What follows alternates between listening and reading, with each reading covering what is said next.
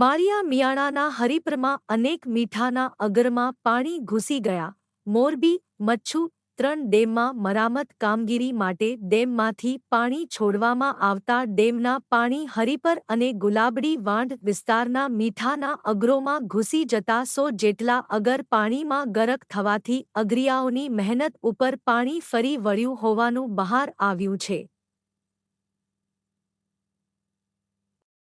માળિયા મિયાણા તાલુકામાં મોટા પ્રમાણમાં મીઠાનું ઉત્પાદન થાય છે ત્યારે સોમવારે મોરબીના મચ્છુ 3 ડેમમાં મરામત કામગીરીને કારણે એક દરવાજો ખોલી પાણી છોડવામાં આવતા માળિયા મિયાણા તાલુકાના હરિપર અને ગુલાબડી ગામે આવેલ મીઠાના અગરોમાં આ પાણી ઘૂસી જતા 100 જેટલા અગર પાણીમાં ગરક થઈ જતા અગરિયા પરિવારોની વર્ષભરની કમાણી ડૂબી ગઈ હોવાનું સામે આવ્યું છે.